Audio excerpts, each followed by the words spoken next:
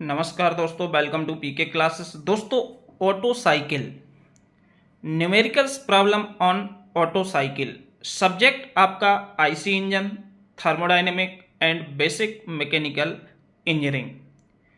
यह problem IC engine में 2020 में पूछी गई है, जिसको आज हम सॉल्व करेंगे कि आईसी इंजन में ऑटो साइकिल पर ये प्रॉब्लम्स जो है, इसमें मीन इफेक्टिव प्रेशर को फाइंड करना है।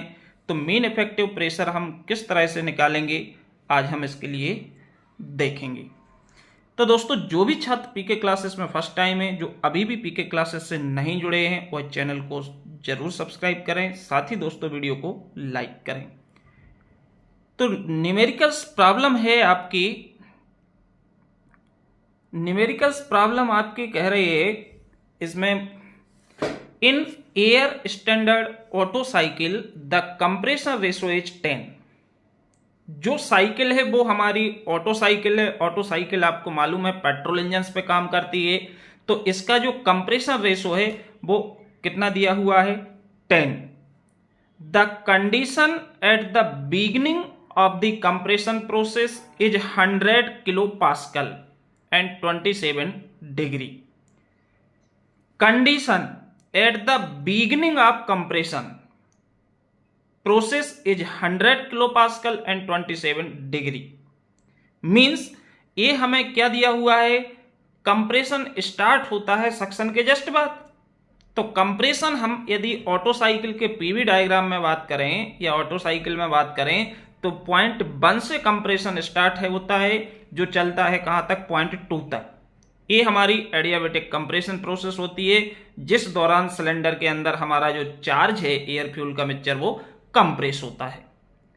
तो शुरुआत में आपका प्रेशर दिया हुआ है और टेम्परेचर दिया हुआ है। Heat added at constant volume is 1500 kilojoule per kg. अब कांस्टेंट वॉल्यूम पे जो हीट सप्लाई होती है, हीट ऐड होती है, उसकी वैल्यू भी दी हुई है 1500 किलोजूल पर केजी, जबकि हीट रिजेक्शन की भी वैल्यू गिवन है, वो है 700 किलोजूल पर केजी। ये भी हमारी कांस्टेंट वॉल्यूम पर रिजेक्ट होती है। Specific gas constant for air, air के लिए स्पेसिफिक गैस कांस्टेंट की वैल्यू दी हुई है, आर दिया हुआ है 0.287 kilojoule per KG kelvin. Find the mean effective pressure in kilo pascal of the cycle. अब साइकिल में मीन इफेक्टिव प्रेशर आपको निकालना है। तो सबसे पहले आपको जो गिवन डेटा है, इसको साइकिल के पीवीटीएस डायग्राम में आप रिप्रेजेंट कर लेंगे, तो आपको आइडेंटिफाई करने में आसानी होगी कि जैसे आपका कंप्रेशन रेशो को हम डिनोट करते हैं आरसी से, आरसी, तो यहां पे जो कंप्रेशन रेशो है वो कितना दिया हुआ है, 10 दिया हुआ है। Pressure beginning of compression P1 की वैल्यू दी है 100 किलो पास्कल। इसको आपको चेंज करना है किसमें, बार में। तो 1 बार इक्वल कितना होता है, 10⁵ न्यूटन पर मीटर स्क्वायर या पास्कल। तो किलो, किलो का मतलब है 1000, तो 100 इंटू 1000 अपॉन 10⁵, तो ये वैल्यू आपकी निकलेगी 1 बार। किलो पास्कल से हमने चेंज कर लिया किसमें, प्रेशर को परिवर्तित किया किसमें, बार में। टेम्परेचर दिया है T1 27 डिग्री, इसमें हम 273 ऐड करके इसको डिग्री से परिवर्तित करेंगे किसमें, केल्विन में। तो आपने टेम्परेचर भी केल्विन में ले लिया।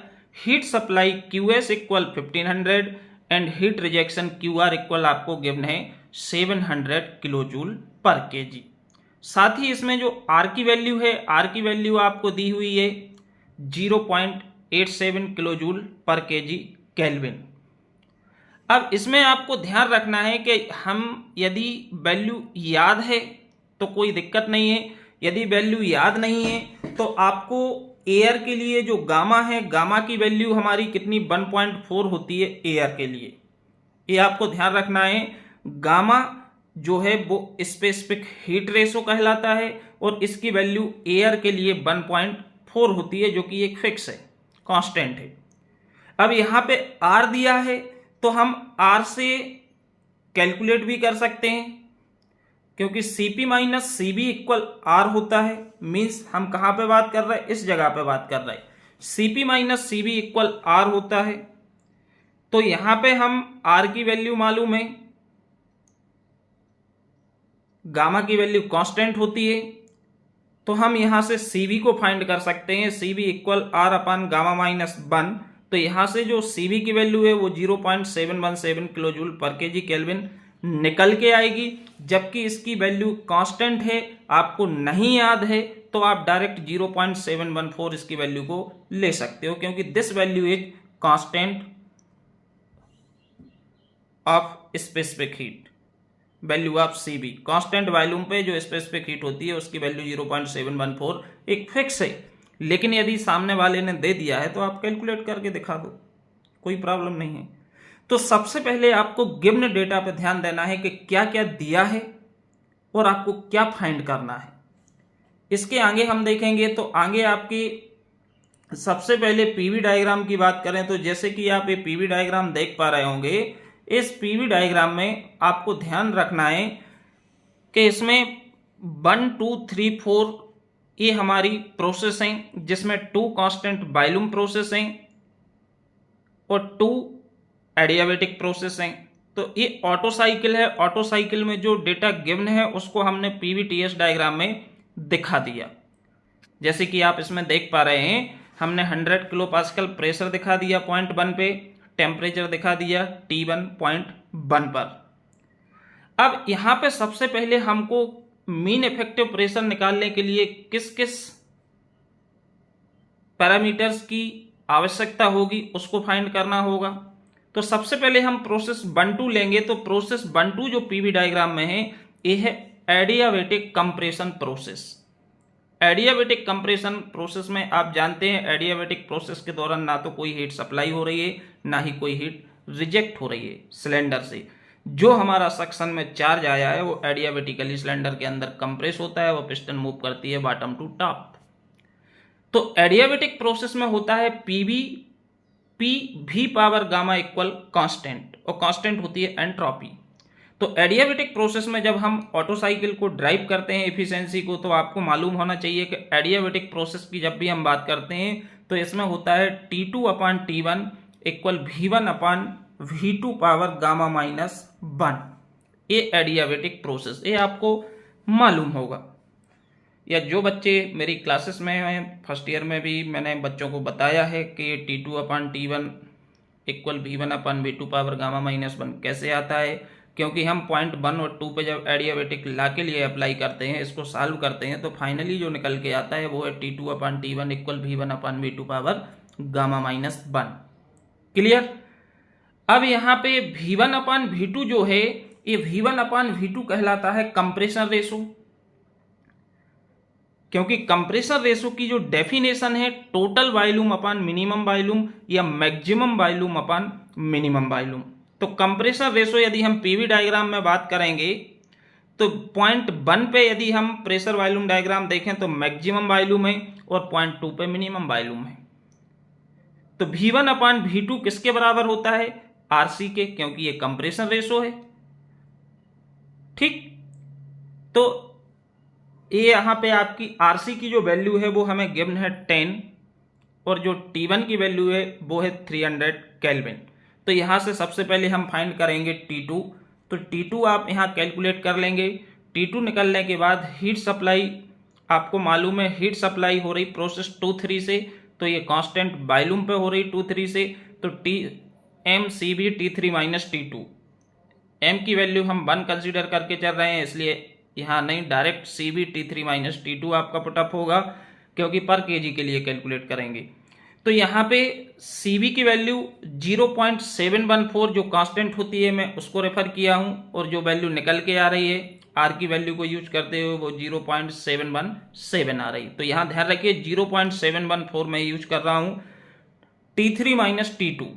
अब T2 जो आपने कैलकुलेट किया है उसको यहाँ पुटअप करोगे, हीट सप्लाई आपको दी हुई है, तो यहाँ से आपका T3 निकलेगा 1347.3 केल्विन। अब जैसे आपका T3 मिल जाता है, अब आपको निकालना है T4।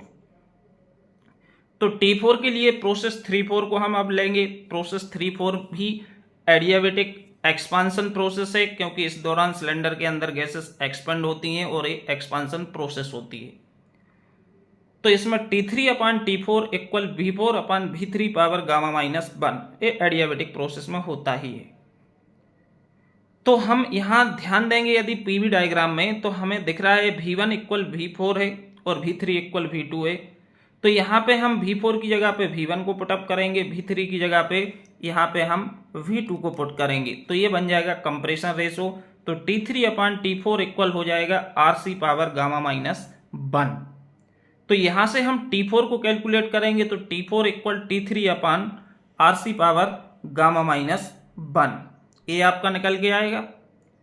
अब यहाँ से T4 की वैल्यू आप फाइंड करेंगे, तो T4 की जो वैल्यू है ये आपकी निकल के आएगी। T4 की वैल्यू 536.7 केल्विन। आपको टेम्परेचर T1 दिया था, T2, T3, T4 आपने निकाल लिया। क्लियर। अब हमको ये वैल्यू मिल जाएगी, जैसे कि टेम्परेचर हमको ऑटो साइकिल में 1, 2, 3, 4 पॉइंट्स पे पता चल गया, सभी पॉइंट पर टेम्परेचर फाइंड हो गया। अब हमको क्या चाहिए, प्रेशर रेशो चाहिए। अब प्रेशर रेशो निकालोगे तो प्रेशर रेशो आप कैसे फाइंड करोगे? प्रेशर रेशो आपका डिनोट करते हैं अल्फा पी से या पी आर से भी बोल सकते हैं। तो यहाँ पे अल्फा पी से हमने प्रेशर रेशो को डिफाइन किया है। तो यदि हम प्रोसेस लेते हैं 2-3, तो 2-3 प्रोसेस में आपको मालूम है P2 V2/T2 equal P3 V3/T3। Volume constant है 2-3 में, तो वॉल्यूम कैंसिल हो जाएगा, जो बचेगा वो हमारा क्या बचेगा, T3/T2 इक्वल P3/P2। और P3/P2 जो है ये कहलाएगा प्रेशर रेशो है, किसके इक्विवेलेंट होगा, प्रेशर के बराबर होगा। तो यहाँ पे alpha P equal T3/T2 equal P3/P2। अब आपको मालूम है कि आपने T3 की वैल्यू भी मालूम है एंड T2 की वैल्यू भी मालूम है, दोनों की वैल्यू आप यहाँ पुटअप करेंगे तो यहाँ से आपको प्रेशर रेशो मिल जाएगा 1.78। अब प्रेशर रेशो के बाद अब बात आती है आंसर की, फाइनल जो प्रॉब्लम में पूछा गया है। Mean effective pressure. Generally mean effective pressure वो कहलाता है जो हमारे पिस्टन के टॉप सरफेस पे जो नेट प्रेशर अप्लाई होता है गैसेस का, उसको हम मीन इफेक्टिव प्रेशर बोलते हैं। तो mean effective pressure work done upon swept volume होता है या डिस्प्लेसमेंट वॉल्यूम होता है। जब हम work done upon swept volume को इसको सॉल्व करते हैं, क्योंकि यहाँ हमको वॉल्यूम तो दिया नहीं है, तो इस direct work done upon swept volume से तो निकलेगा नहीं, इसको हम और सॉल्व करेंगे तो हमारा जो फाइनल रिलेशन निकलता है मीन इफेक्टिव प्रेशर का, वो P1/RC कोष्टक में alpha P minus 1 into RC power gamma minus 1 upon gamma minus 1 into RC minus 1, ये हमारा मीन इफेक्टिव प्रेशर की जो डेरिवेशंस होता है ऑटो साइकिल का। उसके बाद जब हम मीन इफेक्टिव प्रेशर को फाइंड करते हैं तो ये निकल के आता है। इसमें हम वैल्यू पुटअप करेंगे, P1 की वैल्यू 1 बार है, इसके बाद कंप्रेशन रेशो 10 है, इसके बाद आपका alpha P pressure ratio 1.78, RC की वैल्यू 10 और गामा की वैल्यू 1.4। इसको हम पुटअप करके सॉल्व करते हैं तो फाइनली हमारा जो आंसर है वो निकल के आता है। जैसे इसको हम सॉल्व करेंगे तो आपका जो आंसर है वो आपका यहाँ फाइनली कैलकुलेट होगा मीन इफेक्टिव प्रेशर 1.10 बार। ये मेरा फाइनल आंसर है जो प्रॉब्लम में 14 नंबर या 7 नंबर की प्रॉब्लम्स में पूछा गया है। अब वहां दिया हुआ है कि आपको आंसर किलो पास्कल में निकालना है। Mean effective pressure in kilo pascal ये प्रॉब्लम में स्पेसिफाई है, तो इसको आप कन्वर्ट कर देंगे, क्योंकि 1 बार इक्वल 10⁵ पास्कल होता है और 1000 से डिवाइड करोगे तो किलो पास्कल हो जाएगा। तो ये आपका जो फाइनली जो आंसर आएगा किलो पास्कल में 110 kilo pascal is the right answer of this problem. Video देखने के लिए आप सभी को बहुत बहुत धन्यवाद। Thank you.